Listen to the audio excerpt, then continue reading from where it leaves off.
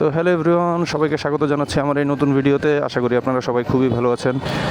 আজকে আসলে আমি আপনাদেরকে নতুন একটা জিনিস দেখাতে চাচ্ছি, যে জিনিসগুলো আসলে নতুন যারা বাইকার আছে তারা মোটামুটি কম বেশি সবাই ফেস করে। আর সেটা হচ্ছে গিয়ে বিজি রাস্তায় অথবা জ্যামের মধ্যে আসলে কীভাবে বাইক চালাতে হবে, এই বিষয়টা আসলে অনেকেই জানে না এবং অনেকেই আসলে নার্ভাস ফিল করে, স্পেশালি যারা এন্ট্রি লেভেলের বাইকার।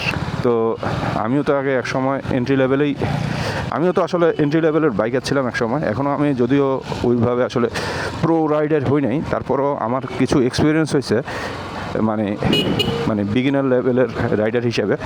সেই এক্সপিরিয়েন্সগুলো আমি আসলে আপনাদের সাথে শেয়ার করবো, স্পেশালি যখন আসলে আমি কোনো বিজি রাস্তায় অথবা জ্যামের মধ্যে আসলে বাইক চালাই। তো সেই জিনিসগুলো আমি আজকে আপনাদের সাথে শেয়ার করব। দেখি রাস্তায় আসলে কীরকম জ্যাম আছে। রাস্তায় জ্যাম থাকলে আসলে জিনিসটা দেখানো যাবে। হ্যাঁ, জ্যাম আছে মোটামুটি। এই যে রাস্তাটা আপনারা দেখতে পাচ্ছেন, এই রাস্তা কিন্তু মোটামুটি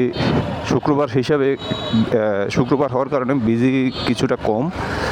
তো যার জন্য জিনিসটা আমার দেখাইতেও সুবিধা হবে, আপনারাও বুঝতে পারবেন।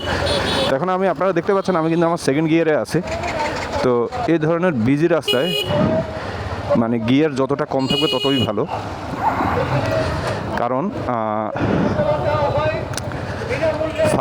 আপনি গিয়ার যদি আপনি আপ করেন, এখন যদি থার্ড গিয়ারে রাখি আমি, তবে সেক্ষেত্রে কিন্তু থার্ড গিয়ারের অনুযায়ী আমার করা লাগবে, স্পিড আপ করা লাগবে। কিন্তু আপনি যেহেতু আসলে বিজি রাস্তায় চালাচ্ছেন, আপনি তো স্পিড আপ করতে পারবেন না। তো যার কারণে এই যে এখন আপনারা দেখতে পাচ্ছেন আমি কিন্তু ফার্স্ট গিয়ারে নামিয়ে রাখছি এবং আস্তে আস্তে এগোচ্ছে। হ্যাঁ, এই যে সামনে তো রিক্সা, যার জন্য আসলে আমি ক্লাচ ধরে রাখছি এবং হালকা করে থ্রোটল দিচ্ছি যদি আমি ফাঁকা জায়গা পাই।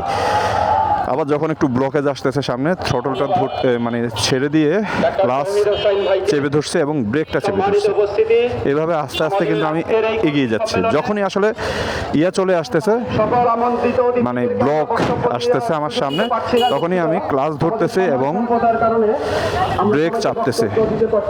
এভাবে আসলে চালাইতে হবে। আপনারা অনেকেই আসলে এটা জিনিস আমি নিজেও করতাম, অনেকেই আসলে গিয়ার শিফটিংয়ের ডাউন শিফট করার কথা ভুলে যায়, যার জন্য স্পিড এবং গিয়ারের রেশিও ঠিক থাকে না, যার জন্য ইঞ্জিন অফ হয়ে যায়। আর এই যে বিজি রাস্তায় যদি ইঞ্জিন অফ হয়, তবে সেক্ষেত্রে কিন্তু আশেপাশের লোকজন একটু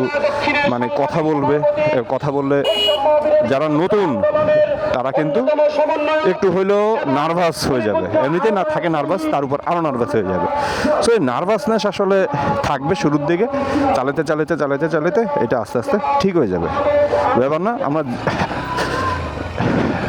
ভিড়ের অংশ কাটিয়ে চলে আসছে, এখন আমি বের হয়ে গেলাম। সো আজকের ভিডিও আশা করি আপনাদের কাছে ভালো লেগেছে। খুবই ছোট একটা ভিডিও করছি, আশা করি ভালো লাগছে। যদি ভালো লাগে তাহলে কি করবেন সবাই জানেন, লাইক এবং কমেন্টস করে জানিয়ে দিন। আর হ্যাঁ, প্লিজ সাবস্ক্রাইব করে আমার চ্যানেলের সাথেই থাকুন। আমি আমার এই চ্যানেলকে আসলে গ্রো আপ করার চেষ্টা করতেছি, আপনাদের সাপোর্টিং আমার খুবই দরকার। সো পরের ভিডিওতে আবার আপনাদের সাথে দেখা হবে। ভালো থাকবেন, সুস্থ থাকবেন, টাটা।